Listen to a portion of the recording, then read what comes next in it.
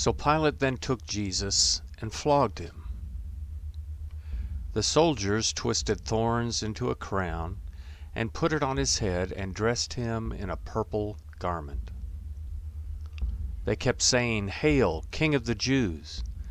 and they kept slapping him. Then Pilate went out again and said to them, "Behold, I bring him out to you, that you may know that I find no basis for a charge against him." Jesus therefore came out wearing the crown of thorns and the purple garment. Pilate said to them, "Behold the man." When therefore the chief priests and the officers saw him, they shouted, saying, "Crucify! Crucify!" Pilate said to them, "Take him yourselves and crucify him, for I find no basis for a charge against him." The Jews answered him, "We have a law, and by our law he ought to die, because he made himself the Son of God." When therefore Pilate heard this saying, he was more afraid. He entered into the praetorium again, and said to Jesus, "Where are you from?" But Jesus gave him no answer. Pilate therefore said to him, "Aren't you speaking to me? Don't you know that I have power to release you, and have power to crucify you?" Jesus answered, "You would have no power at all against me, unless it were given to you from above. Therefore he who delivered me to you has greater sin." At this Pilate was seeking to release him, but the Jews cried out, saying, "If you release this man, you aren't Caesar's friend. Everyone who makes himself a king speaks against Caesar." When Pilate therefore heard these words, he brought Jesus out, and sat down on the judgment seat at a place called the Pavement, but in Hebrew, Gabbatha. Now it was the preparation day of the Passover, at about the 6th hour. He said to the Jews, "Behold your king." They cried out, "Away with him! Away with him! Crucify him!" Pilate said to them, "Shall I crucify your king?" The chief priests answered, "We have no king but Caesar." So then he delivered him to them to be crucified. So they took Jesus and led him away.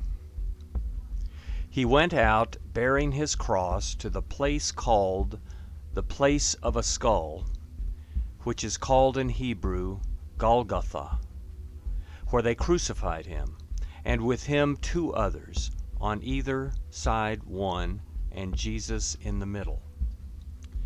Pilate wrote a title also and put it on the cross.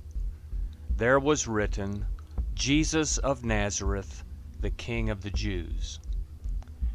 Therefore many of the Jews read this title, for the place where Jesus was crucified was near the city, and it was written in Hebrew, in Latin, and in Greek.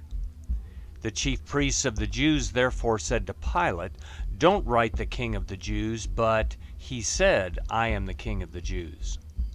Pilate answered, "What I have written, I have written." Then the soldiers, when they had crucified Jesus, took his garments, and made 4 parts, to every soldier a part, and also the coat. Now the coat was without seam, woven from the top throughout. Then they said to one another, "Let us not tear it, but cast lots for it, to decide whose it will be, that the scripture might be fulfilled, which says, 'They parted my garments among them, for my cloak they cast lots.'" Therefore the soldiers did these things. But there were standing by the cross of Jesus his mother and his mother's sister, Mary the wife of Clopas, and Mary Magdalene. Therefore when Jesus saw his mother and the disciple whom he loved standing there, he said to his mother, "Woman, behold your son." Then he said to the disciple, "Behold your mother." From that hour the disciple took her to his own home. After this, Jesus, seeing that all things were now finished, that the scripture might be fulfilled, said, "I am thirsty." Now a vessel full of vinegar was set there, so they put a sponge full of the vinegar on hyssop, and held it at his mouth. When Jesus therefore had received the vinegar, he said, "It is finished."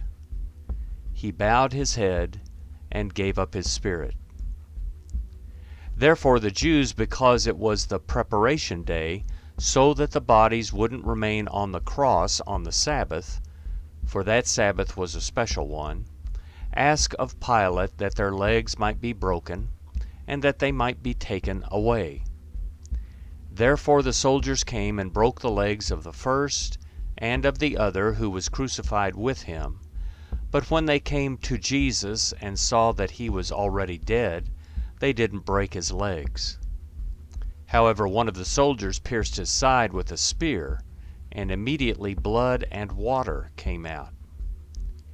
He who has seen has testified, and his testimony is true. He knows that he tells the truth, that you may believe. For these things happened that the scripture might be fulfilled, a bone of him will not be broken. Again, another scripture says, they will look on him whom they pierced. After these things, Joseph of Arimathea, being a disciple of Jesus, but secretly for fear of the Jews, asked of Pilate that he might take away Jesus' body. Pilate gave him permission. He came therefore and took away his body. Nicodemus, who at first came to Jesus by night, also came, bringing a mixture of myrrh and aloes, about 100 Roman pounds. So they took Jesus' body and bound it in linen cloths with the spices, as the custom of the Jews is to bury. Now in the place where he was crucified there was a garden. In the garden was a new tomb in which no man had ever yet been laid. Then, because of the Jews' preparation day, for the tomb was near at hand, they laid Jesus there.